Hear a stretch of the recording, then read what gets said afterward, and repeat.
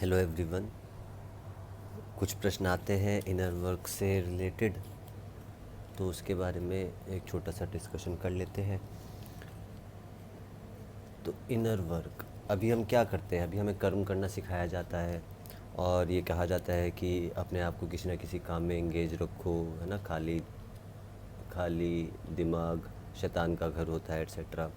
सो तो हमें अभी केवल और केवल एक्सटर्नल कर्म करने के लिए प्रेरित किया जाता है।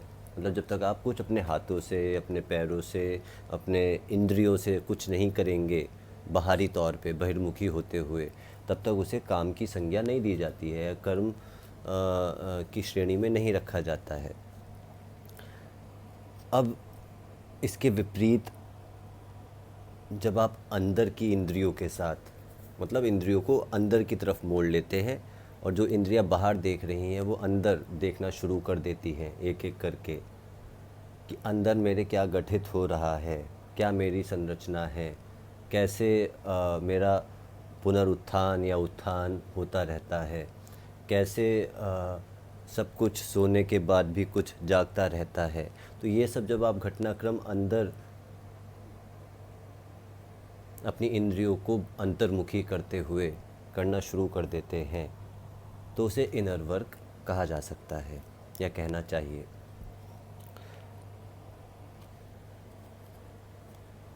तो इनर वर्क करने के लिए देखिए, आप जब एक्सटर्नली कुछ काम करते हैं तब भी आपको कोई ना कोई आपका इंस्पिरेशनल फैक्टर होता है कि आपको अपने मम्मी पापा को खुश करना है, आपको अपने बच्चों को खुश करना है, उन्हें गौरवान्वित करना है, एट्सेट्रा। तो अगर वो इंस्पिरेशन बाहर नहीं होती तो वो विरक्ति आ जाती है और फिर एक अंदर की यात्रा शुरू होती है। खैर, उस टेंजेंट पे भी हम डिस्कशन नहीं ले जाना चाहते। तो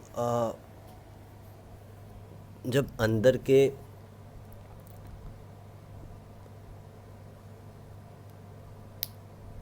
तो ऐसे ही हमें एक अंदर भी इंस्पिरेशनल फैक्टर चाहिए होता है। जैसे हमारे पास एक बाहर इंस्पिरेशनल चीज़ होनी ही चाहिए जो कि हमारा गाइडिंग फोर्स हो, जिसके लिए हम काम करते हैं, चाहे वो अपने आप को खुश करने के लिए, गाड़ी खरीदने के लिए, बंगला खरीदने के लिए, जो भी चीज़ें हैं वो हमारा कोई ना कोई एक मोटिवेटिंग फैक्टर होता है। ऐसे ही वो मोटिवेटिंग फैक्टर इनर वर्क के लिए भी अनिवार्य है और वो ज़्यादातर लोगों का होता नहीं है। इसीलिए वो इनर वर्क की यात्रा बहुत आगे तक पिछले कई शताब्दियों में नहीं कर पा रहे हैं।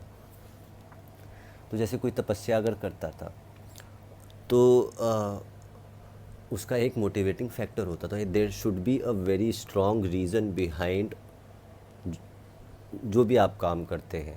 अगर आप बाहर करें तो उसके पीछे भी कोई ना कोई स्ट्रॉन्ग रीजनिंग होगी। जब आप अंदर के लिए कार्य करेंगे तो उसके लिए भी कोई ना कोई स्ट्रॉन्ग रीजनिंग होनी चाहिए। अगर स्ट्रॉन्ग रीजनिंग नहीं है तो बार बार रास्ता भटकता रहता है बीच बीच में। आपके पास कोई छोटा मोटा रीज़न आएगा, फिर आप इनर वर्क करेंगे, फिर आप भटक जाएंगे, फिर साल भर बाद, कुछ महीने बाद, 5 साल बाद फिर और कोई रीज़न आएगा, फिर आप थोड़े दिन इनर वर्क करेंगे या थोड़ा समय इनर वर्क करेंगे, फिर उसके बाद तो इस तरह से यात्रा एक जीवात्मा की चलती रहती है। लेकिन जब तक एक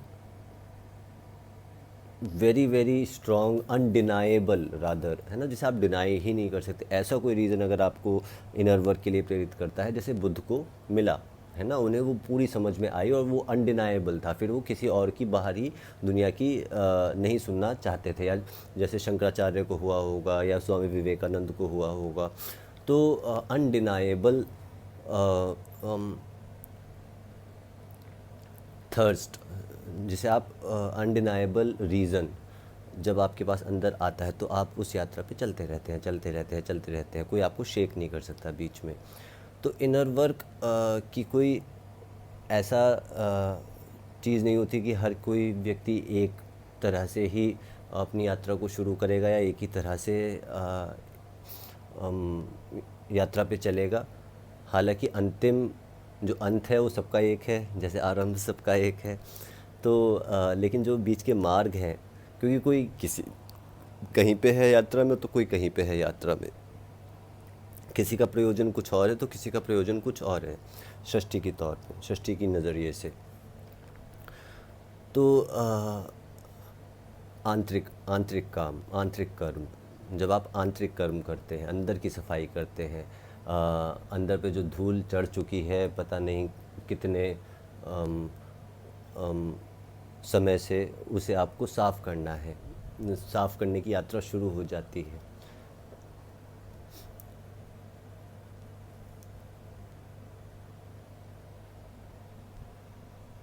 तो आई थिंक आज के लिए इतना ही काफ़ी है। Have a good day.